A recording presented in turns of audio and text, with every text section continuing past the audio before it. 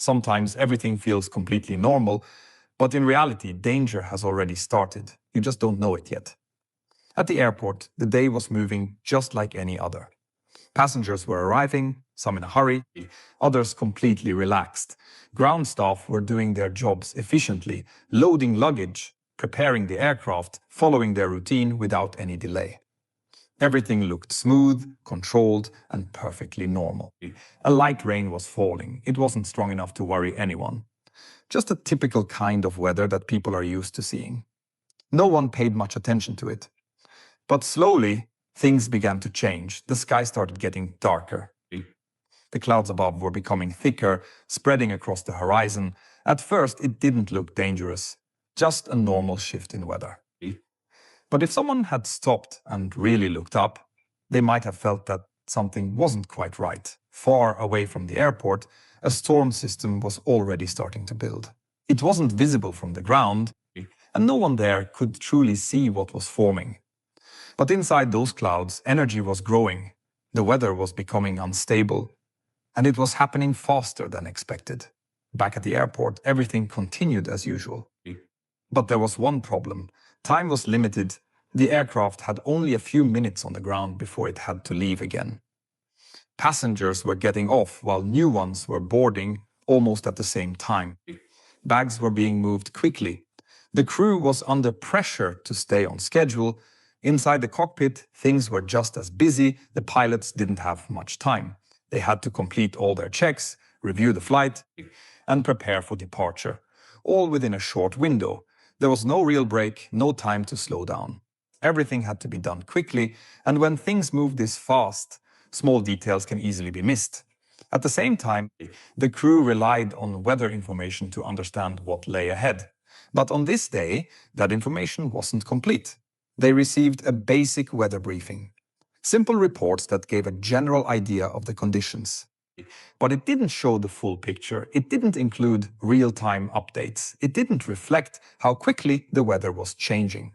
So from their perspective, everything still seemed manageable. Just rain, just clouds. Just another routine flight. But the reality was very different. Far beyond what they could see, the storm had already grown stronger. In some areas, it had become severe. Reports had even started coming in about dangerous conditions, including tornado activity. The warning signs were there, the information existed. But it never fully reached the people who needed it most, and that's what made this moment so dangerous, because nothing felt wrong. Everything looked normal. But in reality, they were preparing to move straight towards something far more serious than they could imagine. Sometimes the biggest danger isn't what you can see. It's what you don't know yet. What if the biggest danger isn't the storm itself, but the information that never reaches you? Behind the scenes, while everything at the airport looked normal, small but critical failures had already begun. One of the most important systems, the weather radar update, wasn't working. The fax machine that was supposed to receive updated radar images had failed. And in that time, this wasn't just a minor issue. It was a major loss of information. Without those radar images, the people on the ground couldn't clearly see how the weather was developing. Still trying to fix the situation, a dispatcher made an attempt to get updated information manually. He tried contacting the weather service for a clearer picture of the storms. But there was another problem. The phone lines were busy, time was running out, and with no response coming through, there was no way to get fresh updates. What should have been a clear and detailed weather picture never arrived. So instead, the crew was given only limited information. Basic reports from different airports, Seibel observations, nothing detailed, nothing real-time. It was like trying to understand a moving storm by looking at a few still images. And because of that, the most important part was missing. The full picture. Inside the cockpit, the pilots reviewed what they had. From their perspective, the situation didn't look dangerous. The reports didn't show anything extreme. There were no strong warnings in front of them. To them, it still felt like a normal flight. Just some rain, maybe a little turbulence, nothing they couldn't handle. But that belief was built on incomplete information. Because what they didn't have was awareness. They couldn't see how fast the storm was growing. They couldn't understand how intense it had already become. They didn't know what was actually waiting ahead. And in aviation, that gap between reality and perception is where danger begins, but the most critical part. Once a decision starts forming, it's hard to change it. With the information they had, everything pointed in one direction: continue the flight. No delay, no major concern, no reason to stop. And just like that, the path was set. The aircraft would move forward straight toward a situation they didn't fully understand. Sometimes it's not a single big mistake that leads to disaster. It's a series of small missing pieces that quietly guide you in the wrong direction. The moment you think you can still control the situation might be the moment you've already gone too far. With everything ready, the aircraft finally began its departure. The engines powered up, and within seconds, it was moving down the runway. The takeoff was smooth, just like any other flight. Nothing unusual, nothing alarming. As the aircraft lifted into the air, it quickly entered the clouds. Outside, visibility disappeared. The clear view of the ground was replaced by layers of gray. Rain started hitting the aircraft as it climbed higher, surrounding it completely. From this point on, the pilots were no longer flying by sight. They were flying by instruments. At first, everything still felt under control. But then, a message came in. Air traffic control warned them about weather ahead. Not just light rain, but stronger conditions building in their path. It was a clear signal that things might not be as simple as they seemed. The pilots acknowledged the warning, but their reaction was calm. From what they could see and feel at that moment, nothing seemed extreme. The aircraft was stable, the rain was manageable, and there was no immediate sign of danger.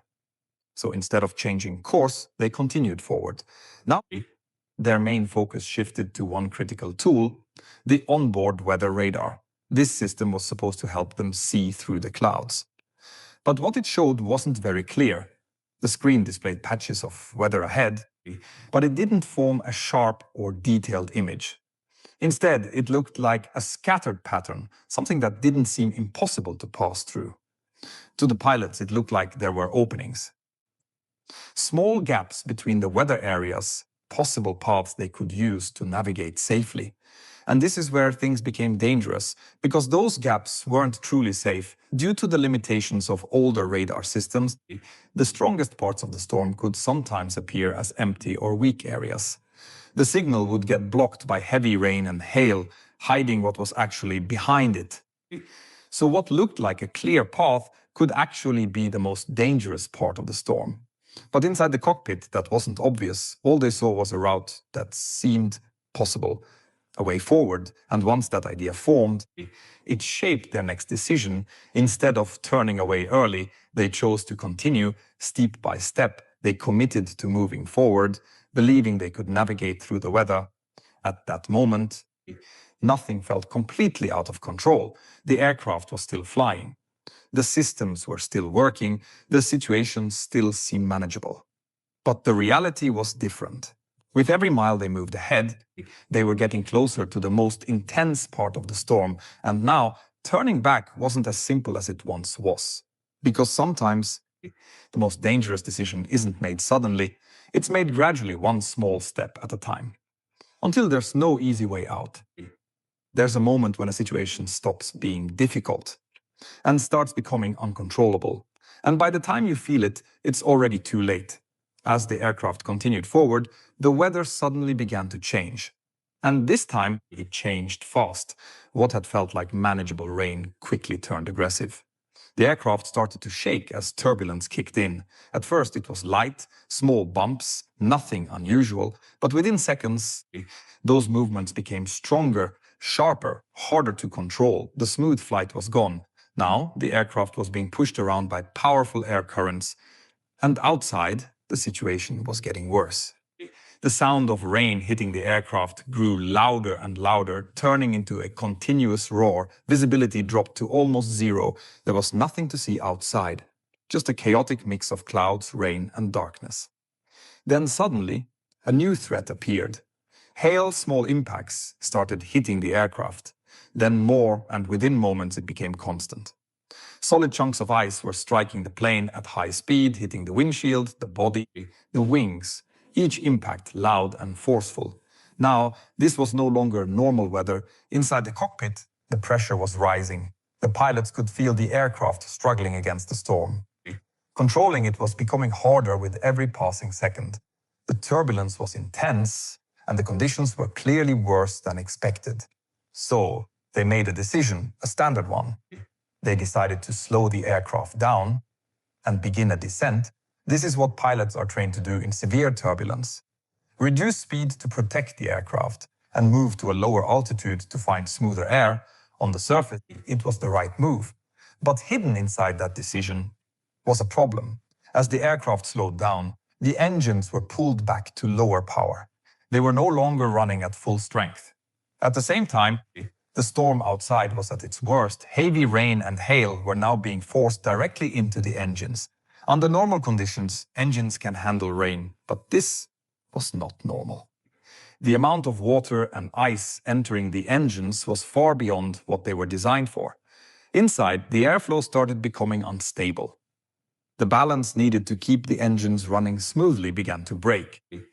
And because the engines were already at low power, the situation became even more dangerous. Inside the cockpit, this wasn't immediately obvious.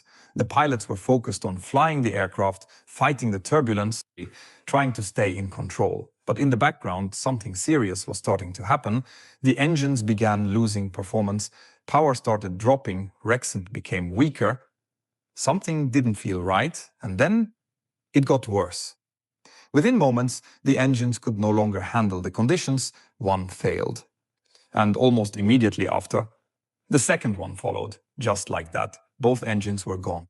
The sound that had been constant since takeoff, the roar of power, suddenly disappeared, and in its place, there was silence. Now the aircraft was no longer flying, it was falling. What started as a manageable situation had now turned into a complete loss of control, and there was no easy way out. What do you do when there's no engine, no runway, and no time left? Inside the aircraft, everything changed in an instant. Both engines were gone. The power that kept the aircraft in the air had completely disappeared. The familiar sound of the engines was replaced by an eerie silence. Now, the aircraft was no longer flying with power. It was simply gliding, and with every second it was losing altitude. Inside the cockpit, the pilots reacted immediately. There was no panic, only urgency. They began trying to restart the engines, following emergency procedures step by step.